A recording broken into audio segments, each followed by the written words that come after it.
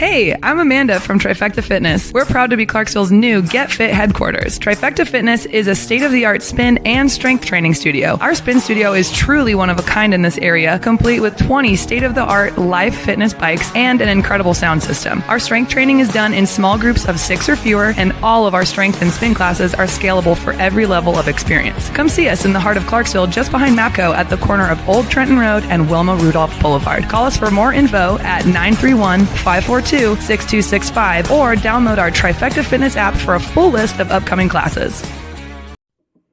Hello, my name is Damon Friedman, co-founder and president of SOF Missions. As a 20-year veteran within Special Operations, I've gone through many challenges due to my military service and time in combat. We felt called to start SOF Missions to serve our fellow brothers and sisters in arms, focusing on suicide prevention and resiliency. Our mission at SOF Missions is to empower warriors to find purpose and be resilient. Since 2011, when we started the organization, almost 3 million men and women have deployed to Iraq and Afghanistan. Unfortunately, the scars of war take a toll on their psychological, physical, social, and spiritual health. Many veterans feel a sense of hopelessness and a loss of purpose when they return to civilian life. They feel isolated and alone, unable to reconnect. And in the greatest of tragedies, over 20 veterans lose all hope and take their own lives. Our goal at SOF Missions is to provide veterans the tools and resources so that they don't become a statistic. We offer a unique approach to combating veteran suicide through a whole health intradisciplinary model. The Be Resilient program is a 4-pillar methodology that addresses the areas of psychological, physical, social, and spiritual wellness. We provide care through 3 delivery methods: medical clinics, retreats, and educational training. Since we started back in 2011, we have been able to reach veterans in all 50 states and have served over 3,000 veterans through the Be Resilient program. Being resilient is a multifaceted and complex issue. We know that to find a lasting solution, we have to address the whole warrior. Many challenges cannot be solved by providing the treatments and modalities of just one component, but by tackling them all. Now, we've expanded our services to include law enforcement and first responders.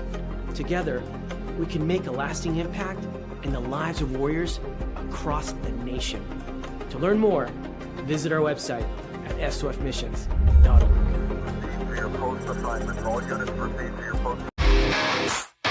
All right. Welcome back. MisFitNation. The MisFitNation show. We are a show founded by a veteran and hosted by 2 veterans and a military spouse. Our mission is to get people to tell their stories to the world. If you're an author, share your tips with the MisFitNation. If you're a musician or an actor, our audience needs to know how they too can get into the business. Coaches, we love our coaches. Come on and share your tips with the MisFitNation to help them become better versions of themselves. If you are a corporate leader or an entrepreneur, come on and show how you did it and how hard you have fought for success. If you are a veteran, first responder, or Gold Star family, we would love to have you come on and share your story with the MisFitNation. We always have time for you.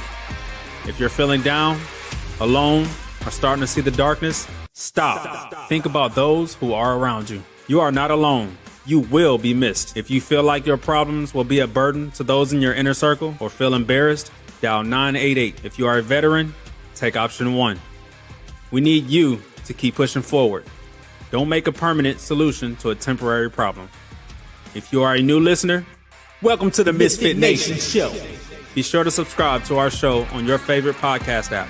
Also on our YouTube channel at @the_MisFitNation. Subscribe and click the bell to keep you up to date on our latest episodes and all of our news. You can also find us on Heroes Media Group and About Face Radio. Now, let's get to the show!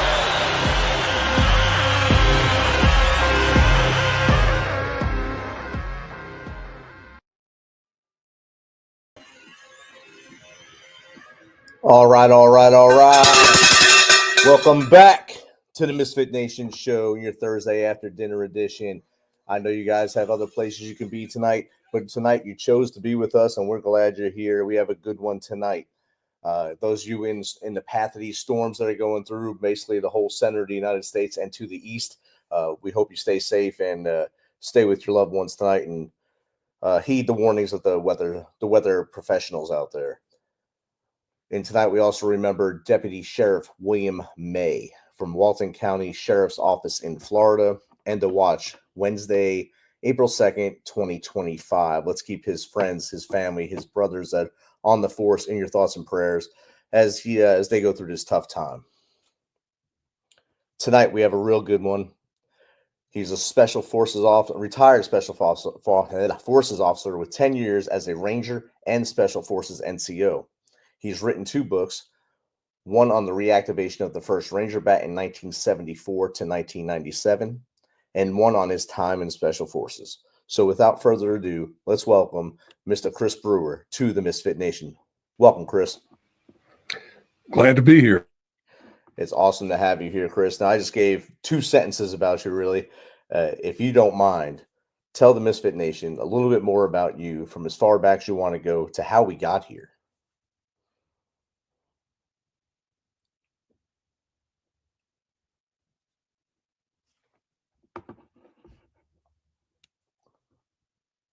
Chris, can you still hear me?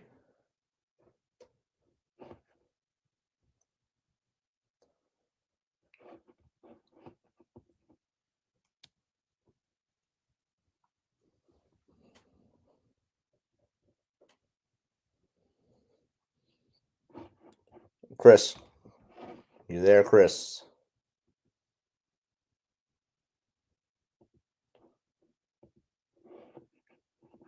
All right, so for right now, our guest has had some technical issues. I'll just stand here with you until he comes back on. As you know, we still are mourning the loss of the 4 soldiers from 3rd ID. Keep those guys in your heart and your thoughts and prayers as well. Their families are going through it right now, and all 4 of them have been identified. Make sure you look them up, say their names, and just think about their families as they go through this extreme tough time in their lives after losing their loved ones while they're in Lithuania on a mission for our country. One that we all raise our hand for, and one that most of us would do again without thinking twice about it. I know some would not, but we would, and that's how we work as people. So I think Chris is coming back in now. Try to clink him back in here. Kicked out. I'm All right. plugged in. I got power, but nothing's happening. So we're going to have to do it from the phone. All right, Chris, you got me now? I do. All right. So I don't know if you heard what I said to you. I gave about a 2-second introduction on you, 2 sentences, really. If you don't mind, tell us a little more about you from as far back as you want to go to how we got to this point. Sure.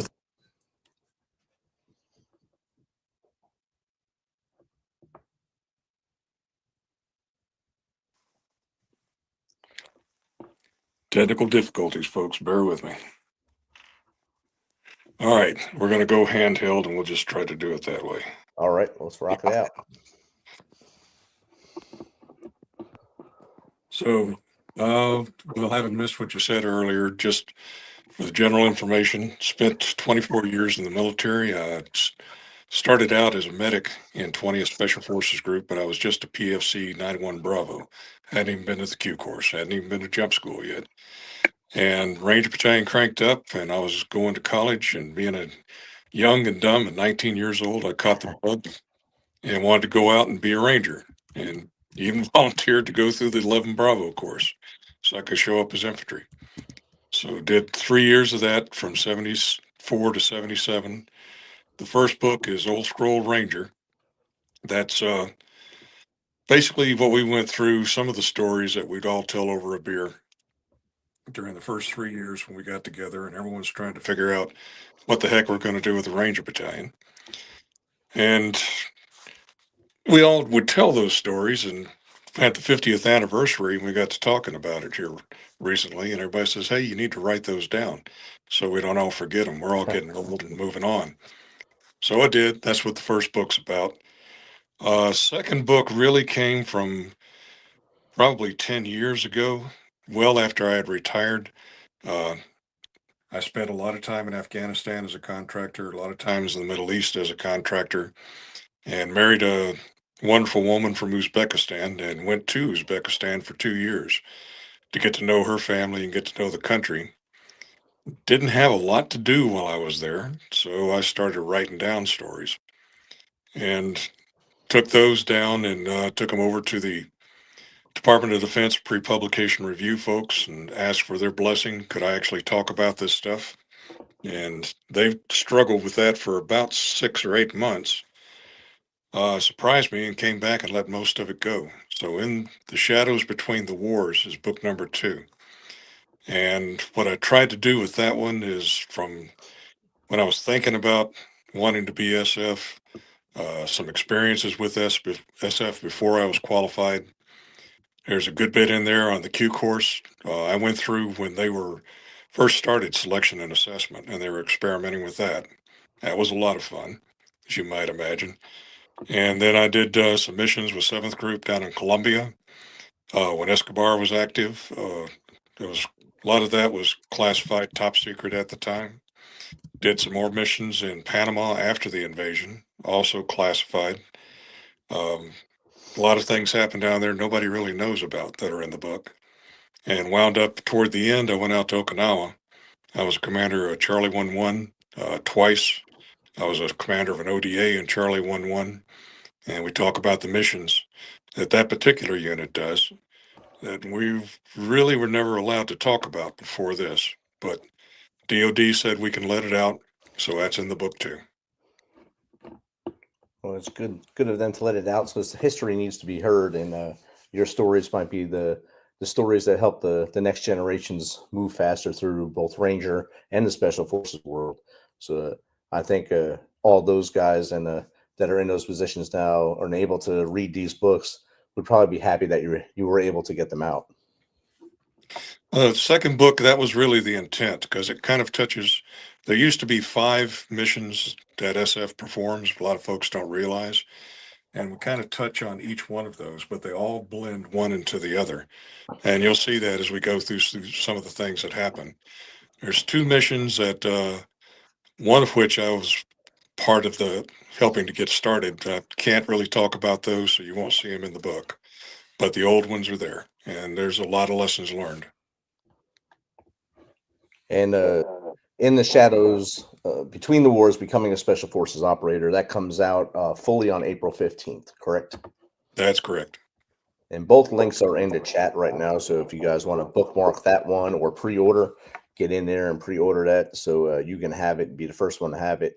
Old Scroll Ranger is out already. That is also in the chat right now as well. And I was reading the introduction of Old Scroll Ranger, the ethos of the Rangers, and the super glue of personal responsibility and clear discipline of being a Ranger are well documented in this book. The personal pain and later pride of this journey is superbly narrated. And that there sums it up for a lot of guys who were in Ranger Bat during my time. And for you, I think it's even more prevalent because you were the ones that were able to stand it back up after it was shuttered. I think it was after World War II. Was it shuttered or during Vietnam? We had Ranger companies in Vietnam. Right. Those were the guys that were alert. Guys, yeah. And those were all of our squad leaders and platoon sergeants and officers when we got to the bat. They picked handpicked guys out of SOG, Project Phoenix. It was a unique unit to come into as a young private. If you thought you were scared of your squad leader and platoon sergeant when you got to where you were, man, you should have seen the crew that I had when I showed up. What's some of the things that you learned when you went to bat as that young PFC, young private, that you don't think you would have got those lessons in the conventional Army? Well, first off, just the privilege of being able to serve under some of the best NCOs and officers in the Army. In fact, Creighton Abrams was one of the guys that pushed starting the Ranger Bat. And his theory was he was going to take the best guys he could find to staff it.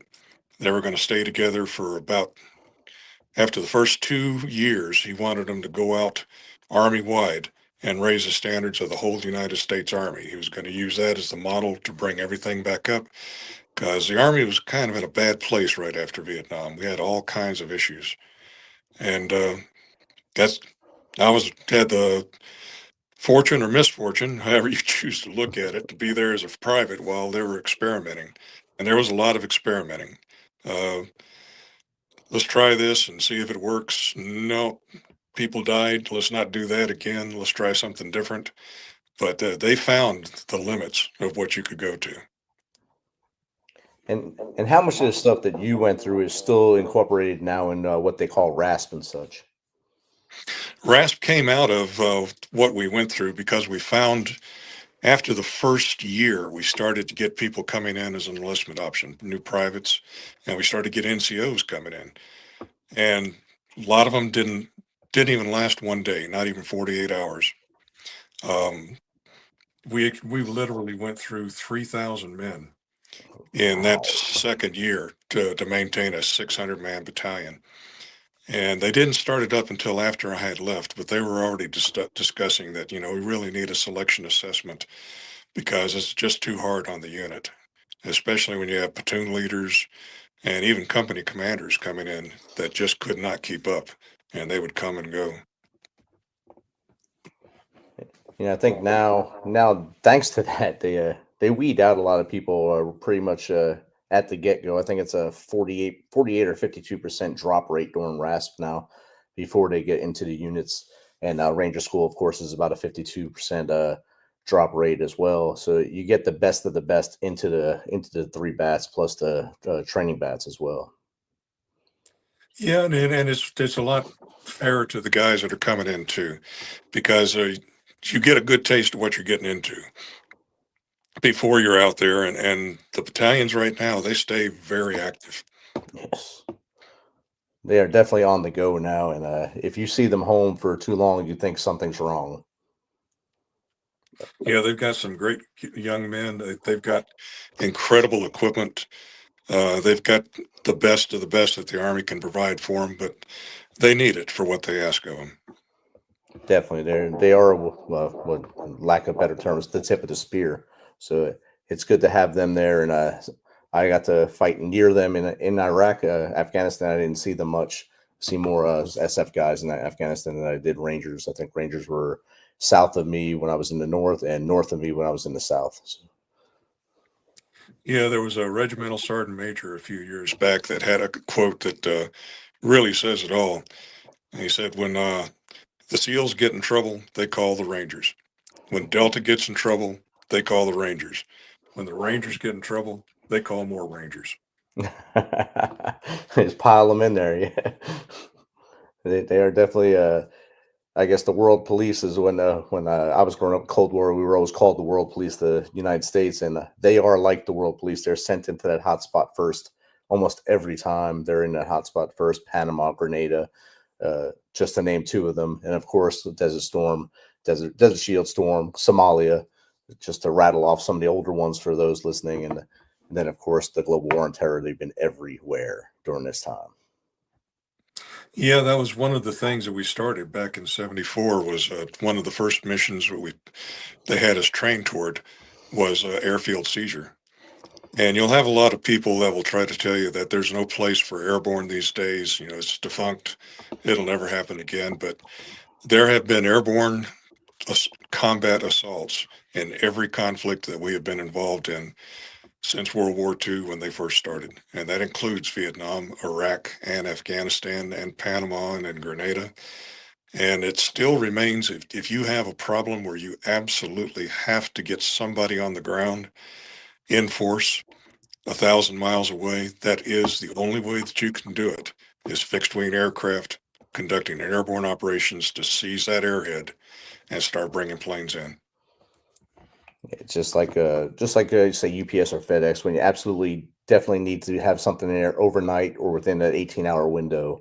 That's who you send. You send the airborne troopers so they can get in there first, seize the objective, and then the follow-on forces can get in there and get the log train going and make things happen from there. Yep. SF can get in, and Delta certainly can get in. SEALs can get in, but there's usually not very many of us. Right. Usually a small team usually goes first. If it's you guys going in first, kind of like Afghanistan, they sent a bunch of small teams. And then after the stronghold was made, then the big push came. And that really wasn't until later on that the big push actually started, when they realized that it was dragging on and we needed to actually get in there and fight again for real, instead of just sitting back and watching Taliban take over. Yeah, there's two schools of thought on that though, because uh, when the Northern Alliance took Kabul and Karzai was in there was actually a discussion about having a Loya Jirga and have everyone get together with the Taliban and discuss how they were going to run the country and come back as brothers. There was a political decision that no, we're not going to do that. The Taliban are not going to be involved. It's going to be a new democracy in Central Asia, and we're going to show everyone how it's done. Certainly a good intention. I was there for a lot of that. I spent 5 years in Afghanistan as a contractor, and I saw it from when the Taliban were gone and they started to come back to where it started to get really bad. There's a good argument that we would have been better to go ahead and just let them sort it out and come on back, not unlike we did in Panama. And I was involved with that in Panama because I was in Colombia when Operation Urgent Fury took off. The guys jumped in, they took over everything within a matter of days, and then they started pulling people out just a few months after the invasion. And in the book, you'll see some of the stories about Operation Promote Liberty that most people haven't even heard of. All right. Promote Liberty is when the 82nd and the 10th Mountain and literally Ranger Battalion, everybody went back to the U.S. and they had 2 companies of 8 of Green Berets come in. We went out to every major compound in the country, gave them their guns back, gave the National Guard their guns back, and told them, okay, you're police now, and worked with them to try and become police. Most of the Norigistas were still in the chain of command out there, and we were there for 6 months, and the whole mission was to sort it out because we knew that they were going to try to pull a coup, live with them while they were doing that, avoid getting killed by them. And toward the end of it, there was a coup attempt in Panama City, and we were present for that. And a lot of folks don't know about what happened there, but there's a good story about what happened with that coup, with 2 Green Berets on the top floor of the National Police Headquarters who held off 120 armed Panamanians on the ground floor for 6 hours with pistols. Didn't fire a shot, just dared them to come up. And you'll read in the book about how we sorted that one out. That's definitely something I'm going to want to read, that one, and just to absorb that from a lens that I was not in at the time when that happened, but I was able to read the headlines and see some of the books on it. But now to see it from a different side, that'd be awesome. Yeah, there's a lot of things that SF does that people don't realize. You'll see it in there, and it's a very different way of life. There's no one approach to anything that really works. That's what makes. We were back in the days when you go out, when we went to Colombia, we went on a classified mission to Colombia, and we went in civilian clothes. We had no weapons. We carried some camouflage uniforms in our suitcases and our radios. And then we went into the heart of Bogota where the drug war was going on. The mission was to help them set up a medical corpsman school, but nobody else would go in because there was the drug war going on at that time. And instruction from the RSO, we went through the embassy. He gave each one of us a Beretta pistol and 50 rounds of ammunition. Said, I'll give you a ride down there, guys. I'll drop you off, but that's the best I can do. Just find a way to let me know once a month that you're still alive. That's that says a lot about what the silent few do, the silent professionals of the Green Berets do, and that's awesome that you can sit here now and share that with the audience, with my audience, the Misfit Nation, and of course you'll be getting on other shows as we go forward. I know others will want to hear these stories as well. We have a couple questions in the chat right now for you. This is from @lead not fall. What was the toughest mental or physical challenge you faced during your time in Special Forces, and how did you push through it? Thank you, Lead Not Fall. Good question. It's one that people often ask. There's plenty of physical challenges, but for me, probably the toughest one was the Colombian mission followed by the Panama mission, and it was primarily mental. And you'll read about some of that in the book. Even in the introduction, I mentioned that one of the key differences with special forces is you don't live in a fob with a Dairy Queen and a PX and all of the creature comforts that come with what we saw over in Afghanistan and to an extent in Iraq. We lived with the people we were working with. We ate what they ate. We faced whatever enemy they were facing. And in both of those situations, there were people that were working for the other side that were standing right there next to us that were trying to figure out how they could kill us and get away with it. So every day, every night, you had to go to with that in the back of your mind that there was somebody out there who wanted to see you dead and was looking for a way to make it happen. And that's a lot of stress to live under, especially for a year at a time, a crack. I got out of that, came back. That's when Desert Storms cranked up. I volunteered for Desert Storm, and the shrinks told me, no, you can't go. You need, they had a talk with me and said, you need to stay here and take a break and decompress for a bit. Well, at least they gave you, at least they let you decompress. A lot of people don't get that decompression time, and for a while during GWAT, they weren't getting that. A lot of like the Rangers, especially Special Forces, they were on that never-ending spin cycle. They'd go do their time, hit their targets, come back, refit for maybe a month, and go right back. So there was a never-ending spin cycle, and I think they're starting to realize the science behind that wasn't good, and they're trying to refocus on the mental health portion of it as well. Yeah, and that's very important. You just can't do that to guys for a long period of time. One situation will leave a mark on you. Long-term situations like that leave marks that don't go away. Definitely. Now we have another question from Behind Me. Without breaking any clearances, can you share a moment from your classified missions that left a lasting impact on you? Thank you, Behind Me. Yeah, there's several in the book. Colombia was originally classified TSSCI, and when they sent us down there, they reassigned us, six of us, to the Security Assistance Training Management Office, SATMO.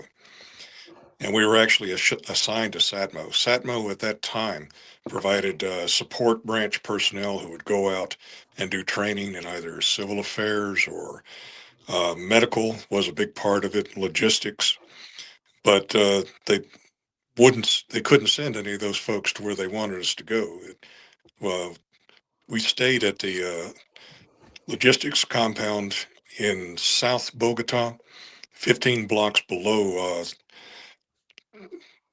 the central square, and that's where all the active bombing and shooting was going on. So they put us in there to run the medical corpsman school. We couldn't take vehicles; they didn't give us a vehicle. We had to walk out of there from the top of the hill down to where it was the buses would come. Taxis wouldn't come there, and we'd ride a bus up to Simon Bolivar Plaza. And there you could usually pick up a taxi. And then from the taxi, we'd go up to northern Bogota, where the embassy was, and stop at a little coffee shop about a block away and take a look at the area around it to see if anybody was doing anything nefarious before we try to make it in through the gate. We didn't want to get caught in under the bombings.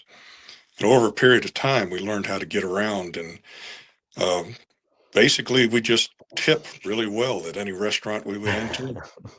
And we got part of the friends and family network because when all the bombing was going on, usually people would know about it. They would gossip and they'd tell all their friends and family, don't go down this road at 9 o'clock. Something's going to happen. Since we were good tippers, we got in the friends and family network. But one big one that happened while we were down there, we didn't see coming. I'm sure you've read or heard about the book Clear and Present Danger.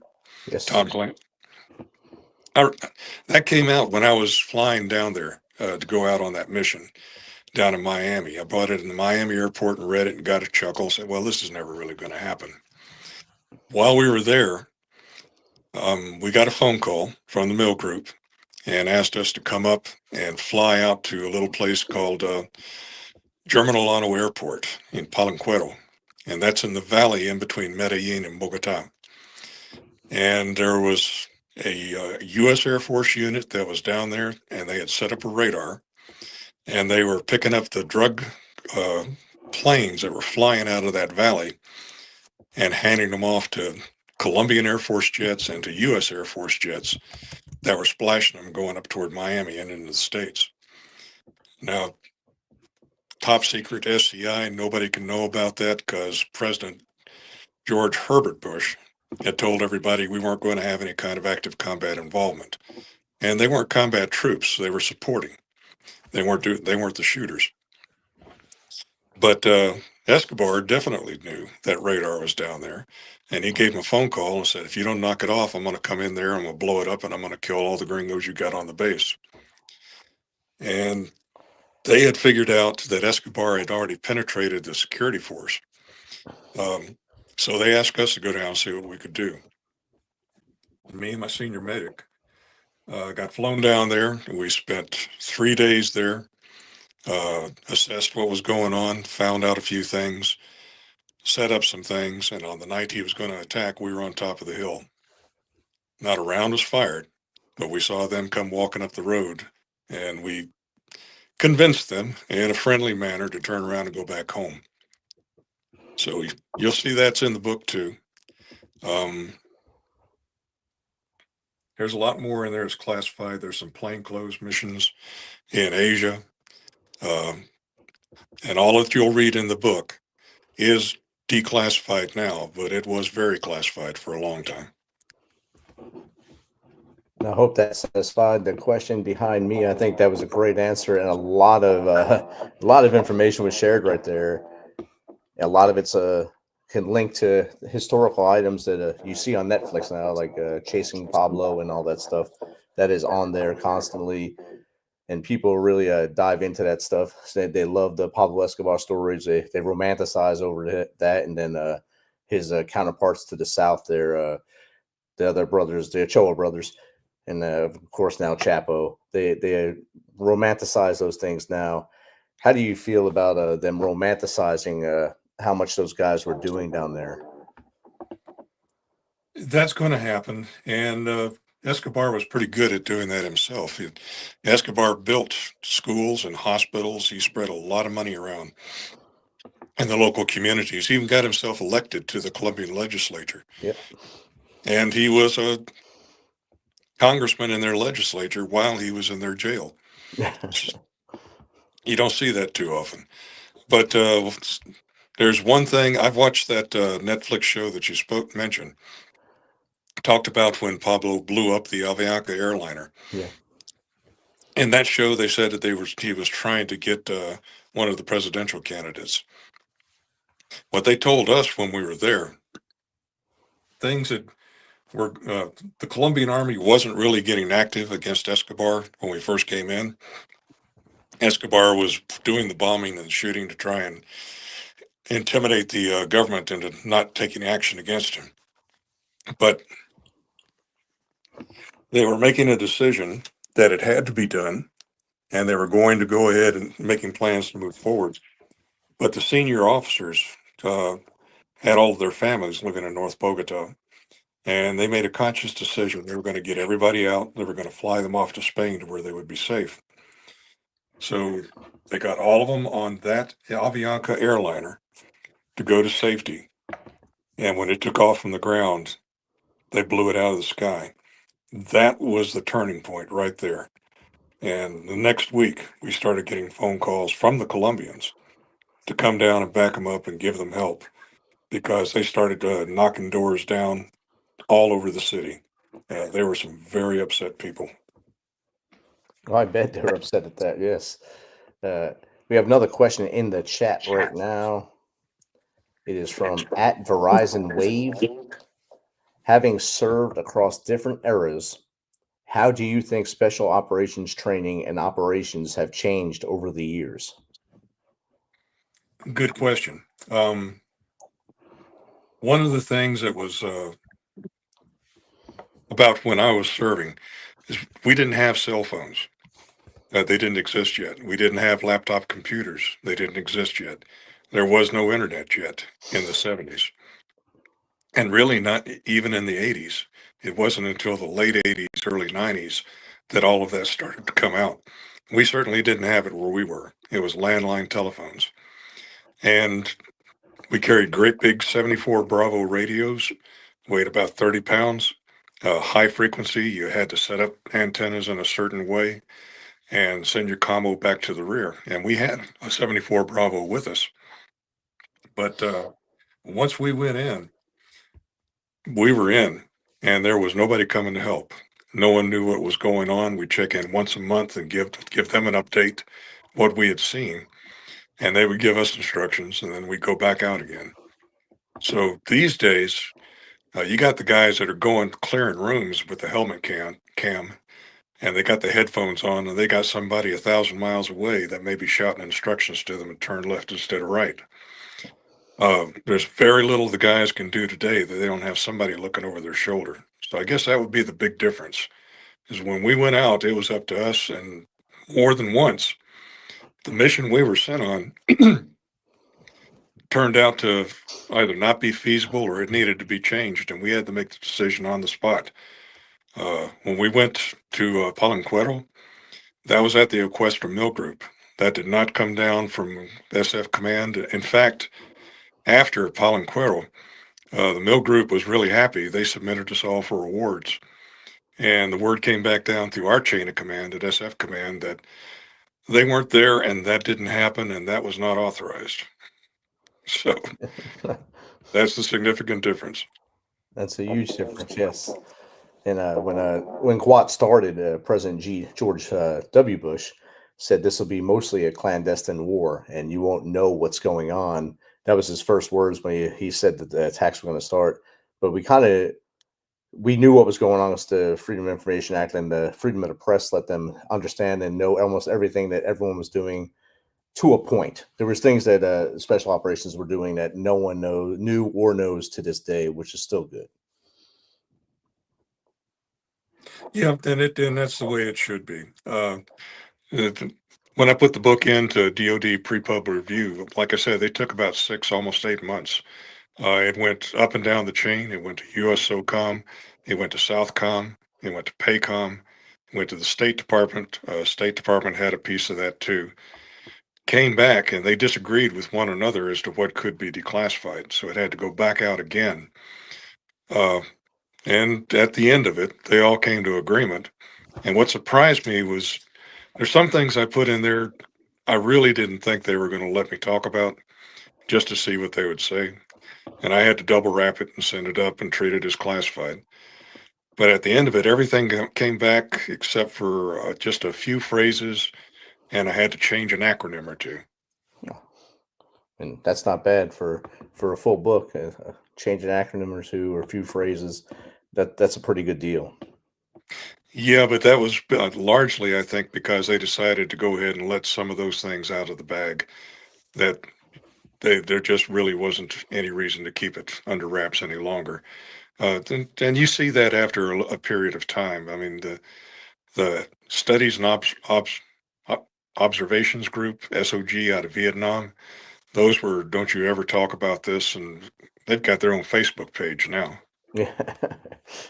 You see Special Forces, SFAS, they have their own page now as well, and they post videos all the time. And I always find that just amazing that they're on social media, basically recruiting via social media instead of the old school way of boots on the ground and going unit to unit on bases to see guys. But they're meeting them where they are now, I believe, is what they're doing. You have to meet the generation where they are, and they're on those phones, on that social media. Yeah, that's true. It's a completely different world, and I'm still trying to catch up with it. You're doing fine. I mean, you're on here right now. You're doing great. Got another question from Always Learn. What leadership lessons did you learn from commanding A teams and special operations units that still apply to everyday life? Thanks, always learn. Another good question. Rangers and infantry, it's very much privates, E4s. You're trained to respond to orders. You do what you're told to do, and you move out smartly. You don't ask questions. And there's a reason for that. You know, you're doing really hard stuff, and you're doing it at a second's notice, and you have to trust in your leaders to be good and know what the heck they're doing. And we did. We trusted our leaders. SF, when I got to my first A team, I walked in and the guys took a look at me and they laughed and said, "Hey, look, Cap, this is the deal. You sit over here. If we got something we need signed, we'll bring it to you to sign. Uh, you're not going to be here very long, so learn whatever you can and just keep your mouth shut.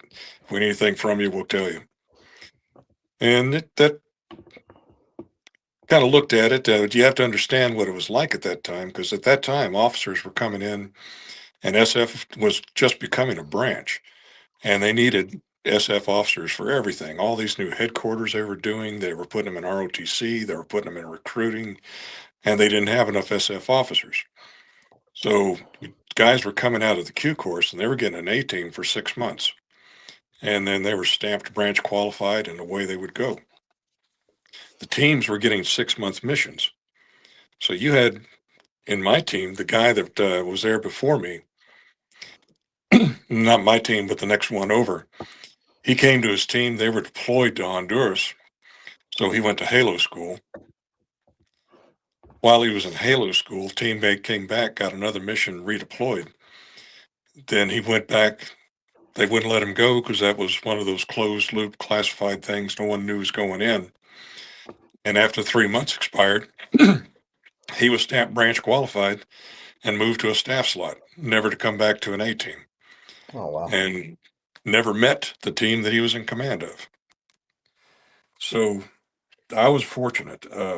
I had 19 months in command of my team in 7th Group, only because of the missions that we were involved in. And SF Command was actually pretty upset. They wanted me to come back.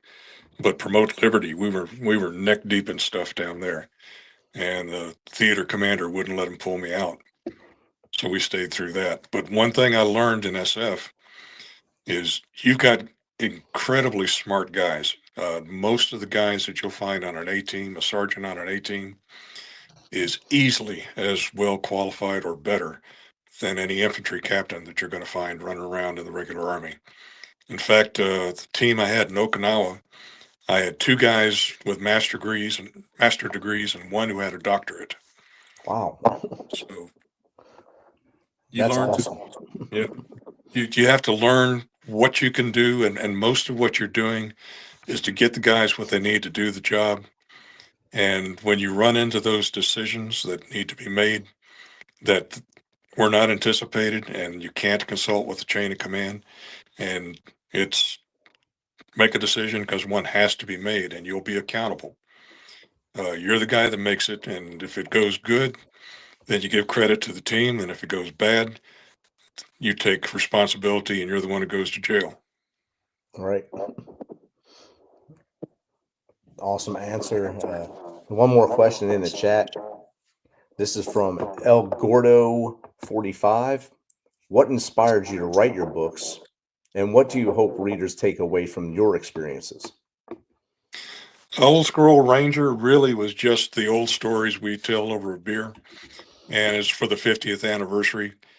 And that was a memento for the original 74 guys. I didn't sell that many books, but it made the guys that got it really happy. And some of them bought 3 or 4 copies for their kids and grandkids.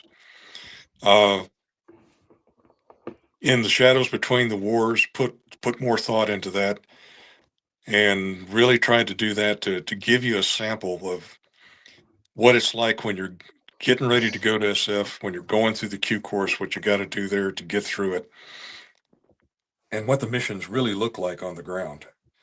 And even though you've got the different missions that they put in the textbook, it's never exactly like that. And in fact, in my case, I found that every time that I would go out, There was a little bit of UW, there was a little bit of direct action, there was a little bit of strategic reconnaissance, there was a little bit of counterterrorism. You got a little bit of everything while you were out there on the ground, and you had to make it work, and you had to know what needed to be done and when it needed to be done.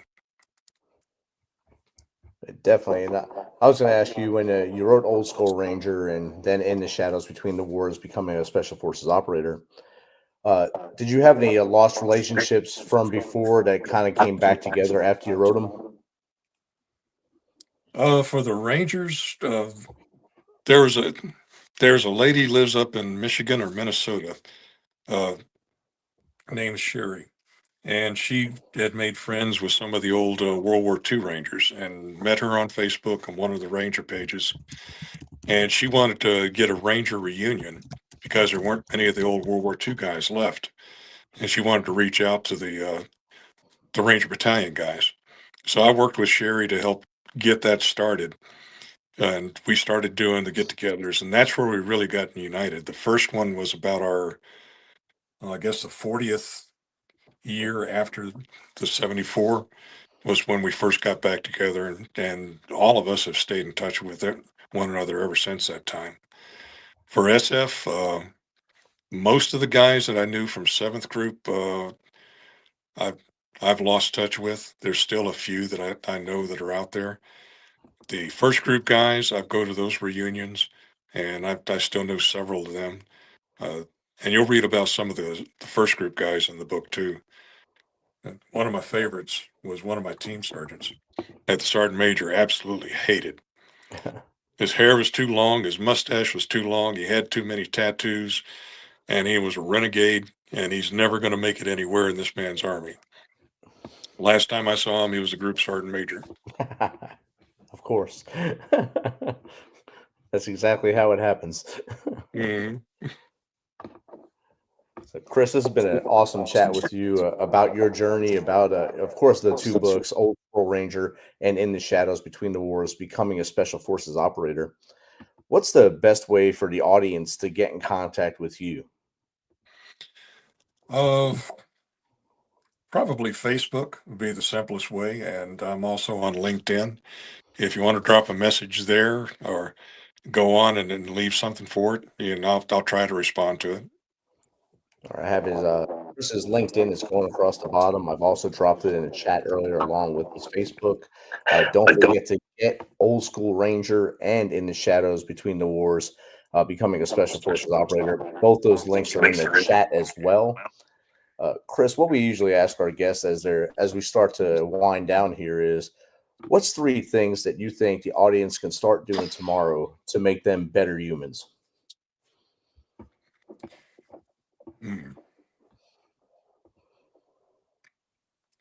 Try to put yourself in the place of other people, especially when you're getting angry, especially when you're upset, especially when you're being criticized, because the anger and the criticism that's coming to you is coming from somewhere.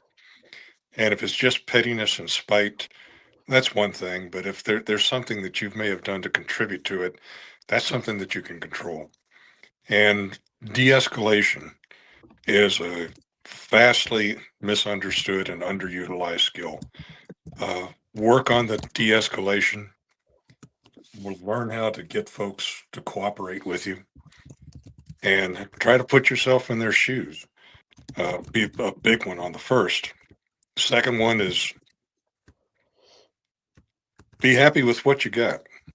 I mean, we all want something more. We all want to be rich and have nice cars and all the rest of it.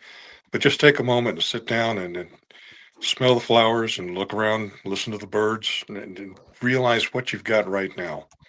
And most of us can find something that's worth living for if we make the effort to look for it. And if you are feeling down, if you're really depressed, if the whole world's going against you, if you're just having a terrible time, just remember that it's temporary.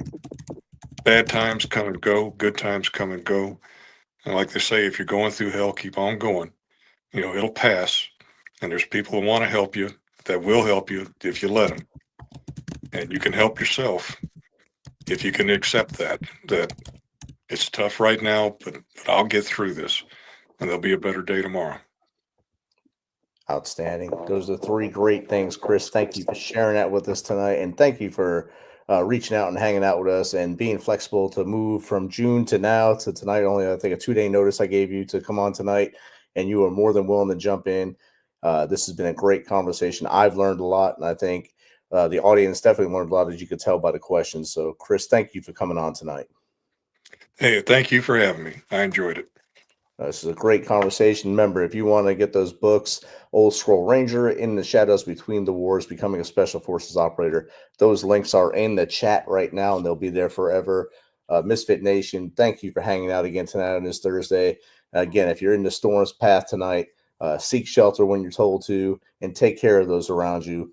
Chris, this has been a great conversation. You have a great night. You too, bud. I appreciate it. All right.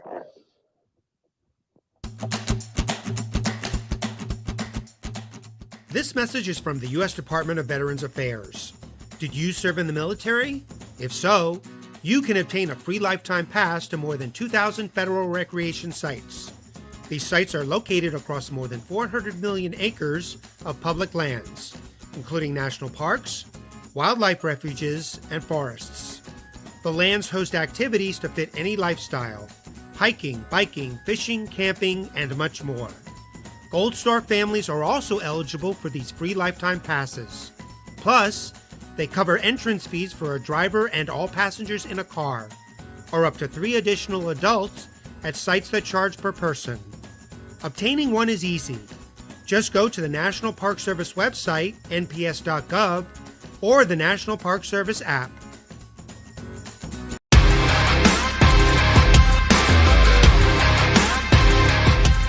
Thanks for checking us out and being a part of the Misfit Nation show. Don't forget to visit our website at themisfitnation.com.